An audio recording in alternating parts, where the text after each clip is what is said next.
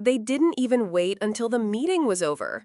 One moment, I was sitting at the head of a mahogany conference table on the 72nd floor of a glass tower in Singapore, watching the final signatures being placed on a $3 billion energy deal. The next, I heard my name and then the words, "You're no longer needed here." It was my CEO's voice, cold, final. Every head turned. The air felt heavier, like someone had just cut the oxygen. The partners from the Middle East, dressed in crisp white thobes, froze mid-gesture. My replacement, Maya, was already standing at the door with a gift box in her hands, a gift meant for after the deal, not before. I'd spent 12 years building the trust in that room. 12 years navigating cultural nuances, solving impossible problems, learning the rhythm of their language until I could speak it like a second skin. And in less than a minute, Richard Hale, a man who'd never once set foot in the Gulf, tossed me aside like I was a chair in the wrong place. I wanted to speak. I wanted to ask him why. But in that moment, surrounded by polished stone walls and city views worth billions, I realized the answer didn't matter. The damage was already done for them. Before I tell you what happened next, where are you listening from? Do you think workplace karma ever comes full circle? Leave a comment if this reminds you of something your story might help someone else feel less alone. When I first joined the company, I wasn't anyone's first choice. I wasn't flashy, I didn't have the Ivy League credentials or the kind of resume that made people whisper in hallways, but I knew how to listen. I knew that in certain parts of the world, business isn't just about numbers on a contract. It's about tea poured at the right temperature, the right handshakes, and words chosen like rare spices. Over the years, I became the quiet link between our boardroom in the West and the boardrooms thousands of miles away in the Gulf. I learned their language, not just the words, but the rhythm, the pauses, the way a sentence could open a door or close it forever. I flew overnight to attend weddings of clients' children. I sat through midnight dinners during Ramadan, knowing that sometimes the most important conversations happen after everyone else has left the table. There were moments no one wrote down in the reports, like the time a customs issue threatened to hold up a shipment worth $60 million, and I solved it in less than an hour with a single phone call. Or when I stopped a clause from offending a client's faith, saving a deal worth $500 million. Those victories never made headlines. They didn't even make the company newsletter. But they kept us in business. And through it all, I stayed in the shadows. The press releases had other people's names. The awards went to executives who couldn't even pronounce the names of the cities we were working in. I didn't complain. I told myself that the work mattered more than the credit. But sitting in that conference room, watching my replacement stumble over phrases I had spent years perfecting, I felt something shift. It wasn't just about me anymore. It was about the trust that had taken over a decade to build and how easily someone could throw it away. And that's when I realized maybe being in the shadows wasn't enough anymore. Richard Hale came in like a gust of cold air the moment he took the CEO seat. He was polished, confident, and absolutely certain that what had worked for him before would work for us. His first week, he held a meeting and said, "We're streamlining. Less talk, faster deals. Relationships are nice, but revenue is king." I remember sitting there listening, wondering if he'd ever been to a negotiation in Riyadh, Doha, or Abu Dhabi. In those places, less talk is a sign of distrust, and rushing a deal, that's how you lose one before you even start. We started to clash quietly, not in shouting matches, but in the way we viewed the same situation and drew opposite conclusions. For me, taking time to share a meal was part of the deal-making process. For him, it was wasting billable hours. I'd carefully tailor a contract to align with a client's traditions. He'd strip it down to a template, saying, "We don't need all this cultural padding." It wasn't personal at first. He didn't dislike me, he just didn't understand the value of what I did. And maybe that was worse. One night, I stayed up until 2 a.m. to rewrite a section of a Bahrain proposal that accidentally violated local religious law. It was a delicate fix, one that saved months of negotiations. Richard never mentioned it. The next morning, he walked into my office, dropped another stack of contracts, and said, "Let's keep these short. Less time on fluff."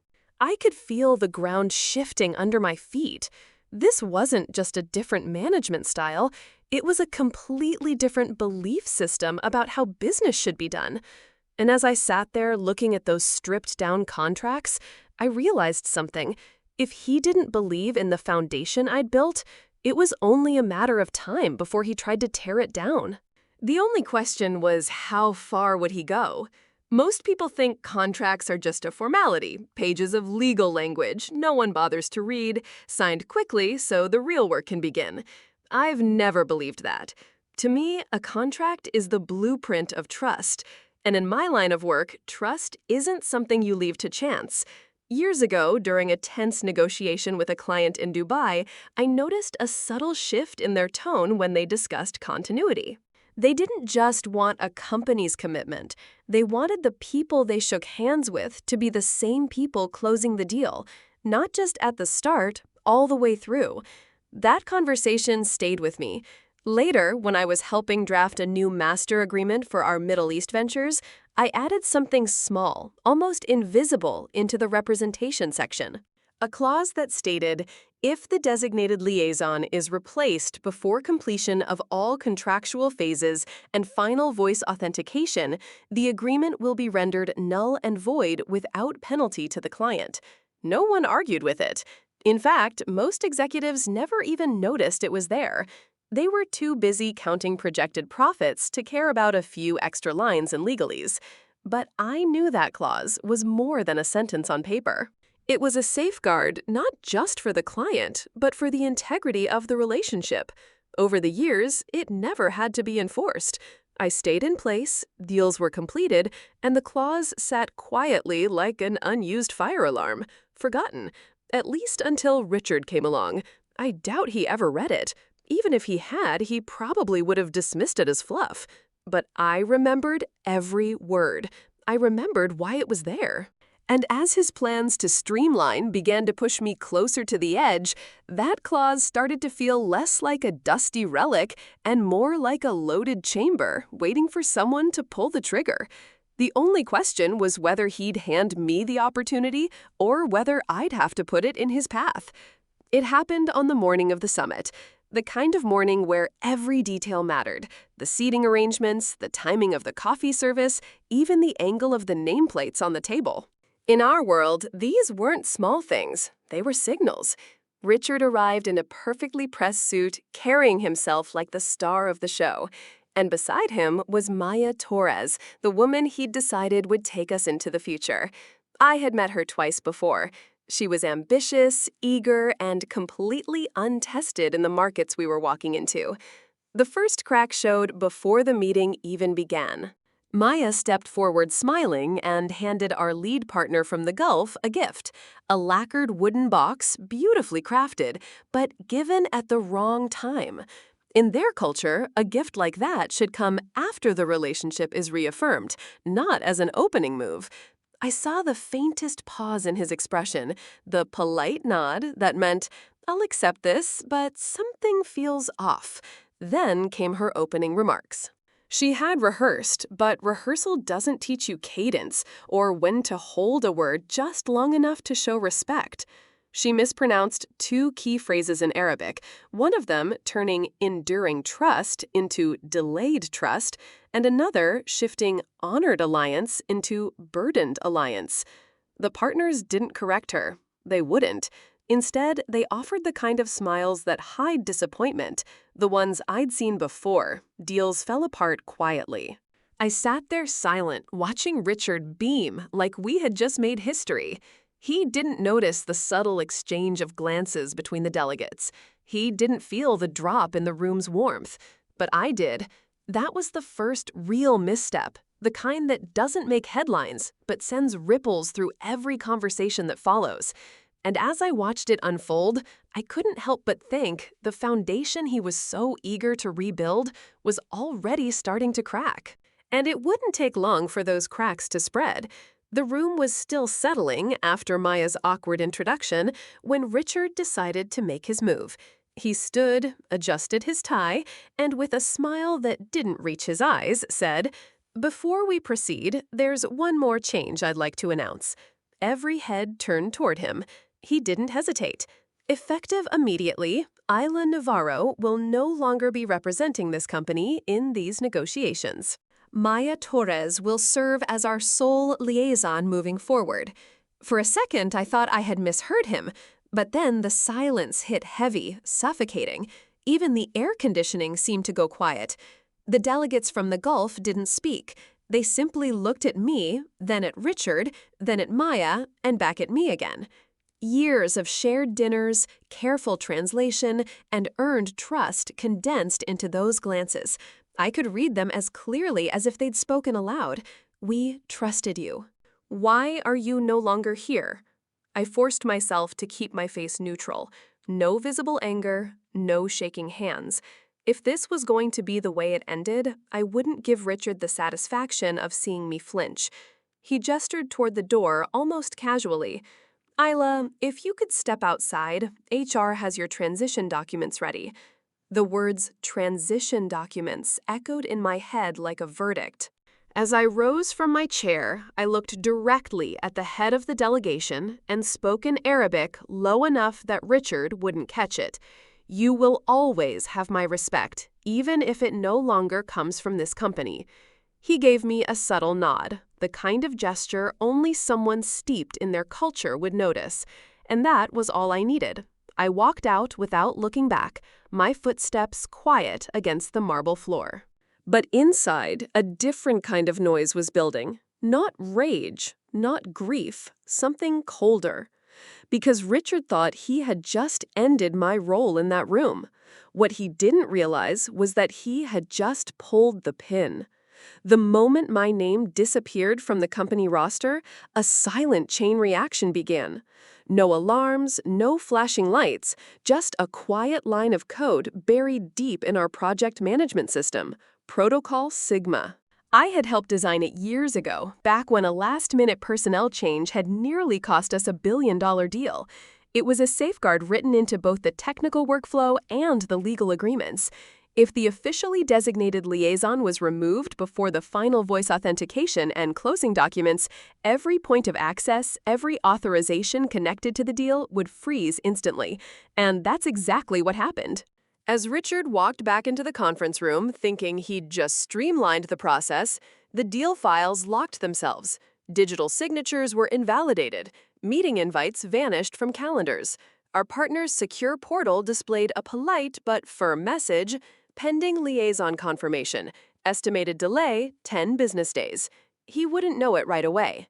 It would take a few hours for the frustration to build. The calls from legal, the confused emails from the other side asking why they couldn't proceed. And when he finally realized what was happening, it would already be too late to undo without my involvement.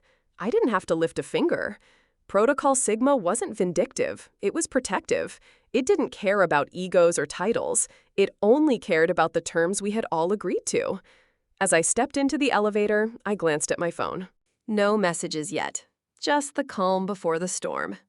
I slipped it back into my bag and let the doors close, watching my reflection in the mirrored panel. I wasn't smiling. Not yet. This wasn't about revenge, not entirely. It was about showing exactly what happens when someone mistakes relationships for fluff and experience for replaceable. By the time they figured it out, the damage would already be in motion. And the next call they made, I knew exactly who it would be to. The first thing I did after leaving the building was turn my phone off. Not silent mode, not do not disturb, completely off. No buzzing, no little red notifications pulling at my attention. Just stillness. I knew what was coming. The frantic calls from Richard, the urgent emails marked with 100 exclamation points, the texts from colleagues who suddenly realized they didn't know how to fix what was happening. But I also knew something else. When the right people can't reach you, their panic grows faster than any virus. I walked down to the waterfront, the afternoon heat rolling off the bay. Tourists were taking photos of the skyline, completely unaware that in one of those towers, a deal worth billions was quietly bleeding out. It felt almost surreal knowing I was the one who had pulled the thread, and all I had to do now was nothing. That was the beauty of Protocol Sigma. It didn't need my hand to guide it. My silence was the action. Every hour I stayed unreachable, the knots in their process tightened. Every unanswered call made them realize just how much they depended on the person they thought they could replace. I bought a coffee from a small kiosk and sat by the water, watching the ships move in and out of the harbor. My phone, still off, lay at the bottom of my bag. I thought about turning it on just to see the flood of messages, but I didn't. Not yet. Control isn't always about doing something. Sometimes it's about resisting the urge to react, and I wasn't going to give them even the smallest sign of where I was or what I was thinking. By nightfall, I imagined the boardroom lights would still be on, voices raised, tempers short. And when the sun rose again, the real storm would begin. It started with a rumor. A quiet whisper in the financial press that the Gulf partners had paused their signing. No details, just enough to make investors uneasy. By the next morning, the story had grown legs. An anonymous source claimed the deal had hit unexpected cultural and procedural roadblocks. The market reacted instantly. Our stock dropped 4% in the first hour. Then came the clip. Someone inside the summit had recorded Maya's opening remarks, every mispronounced word, every awkward pause, and sent it to a regional business blog. They added subtitles that twisted the knife, highlighting how delayed trust and burdened alliance had landed in a room built on respect and tradition. It went viral, not in the millions of views kind of way, but in the boardrooms that matter kind of way. Screenshots of the subtitles were circulating in private industry chats tagged with phrases like #details matter and #know your partners. By day 3, the press had pieced it together. They quoted the continuity clause from the leaked contract and explained it in plain language. Change the liaison mid-deal, and the agreement dies. No penalties, no appeal. Investors didn't like the sound of that. The stock fell another 9%. Analysts on financial networks started using words like avoidable, reckless, and my personal favorite, self-inflicted. I didn't need to imagine the scene in Richard's office. Phones ringing off the hook, legal scrambling for loopholes that didn't exist, PR drafting non-answers. And somewhere in the chaos, Richard realizing the one person who could steady the ship wasn't answering his calls. The funny thing about dominoes is once the first one tips, you can't run ahead and stop the rest from falling. You just have to watch the chain reaction play out. I sipped my coffee that morning, scrolling through headlines on my tablet. Every new article, every analyst quote was another tile falling in slow motion. And I knew the next tile wouldn't just be about the deal. It would be about him. By the end of the week, the damage was impossible to spin. The deal was gone. The stock price was still bleeding, and the whispers in the hallways had turned into open conversations about leadership changes. That's when the board called an emergency meeting. I wasn't there, of course, but I know how those rooms feel. I've sat in them enough times to picture it perfectly. The long, polished table, the water glasses no one touches, the thick silence before someone decides to break it. Richard sat at the head, trying to project control. But the body language around him told a different story. Arms crossed, brows furrowed, papers in hand. That didn't look like friendly memos. One of the Middle Eastern investors joined via video call. He didn't waste time on pleasantries. "Richard," he said, his voice steady but sharp, "do you know who our chairman trusted most in that room?" Richard hesitated. "I assumed it wasn't you," the man cut in. "And it certainly wasn't your replacement." The words must have landed like a stone in his chest. Then came the questions. Why wasn't the continuity clause reviewed? Who authorized the liaison change? Did he understand the cultural implications? Each one sharper than the last, each one chipping away at whatever confidence he had left. Meanwhile, outside those walls, the company's legal team had already confirmed there was no way to resurrect the deal. The loss was final. The market's reaction was still unfolding. And Richard's credibility was vanishing by the hour. I imagine in that moment he realized exactly what had slipped through his fingers. But realizing it wouldn't bring it back. Later that day, I saw his name flash on my phone, a number I hadn't blocked but hadn't answered either. I let it ring. Because the thing about a reckoning is it doesn't end in the room where it starts, and his was just beginning. 3 days after the boardroom fireworks, my phone rang with a number I didn't recognize. I almost let it go to voicemail, but something in me said to pick up. "Ms. Navarro," the voice on the other end said warmly, "this is Sheikh Omar Al-Fareed. I believe we've met before." We had. Countless dinners, late-night negotiations, and quiet conversations that never made it into any contract. I could picture his calm, assessing eyes, even as I stood in my small apartment kitchen, coffee in hand. "I wanted to thank you," he continued, "not just for your work over the years, but for your integrity in unusual circumstances." There was a pause, the kind that carries weight. "We would like to offer you a position as our exclusive strategic advisor for all U.S.-based initiatives. You choose your team, your terms, we match double your current compensation." I nearly laughed, not because it was funny, but because of the irony. Richard had spent weeks trying to push me out to streamline operations, and here I was being invited to build my own operation on my own terms. "Why me?" I asked, though I already knew the answer. His voice was steady. "Because trust is the true currency, and we don't invest in companies, we invest in people. This was a test. We wanted to see where the loyalty in your company truly lived. Now we know." For a moment, I just stood there, letting the words sink in. I thought of the years I'd spent in the shadows, the quiet victories no one applauded, the moments I'd swallowed my pride for the sake of the deal. And now, all of it had led to this. "I'll need to think about it," I said finally. "Of course," he replied, "but I hope you'll think quickly. The next chapter is waiting." When the call ended, I stared at my phone, feeling the shift in the air. Richard thought the board meeting was his biggest problem. He didn't know yet, it was me. I accepted the offer. Not out of spite, though I'd be lying if I said it didn't feel satisfying, but because it was everything I had worked toward, without the politics and blind spots that had been holding me back. Within a month, I was leading my own team, answering directly to the people who valued relationships as much as results. The work was intense, but it was the kind of intensity that fueled me instead of draining me. Every decision mattered, and every contribution was acknowledged. As for Richard, the fallout was swift. Without the Gulf deal, other partnerships started slipping away.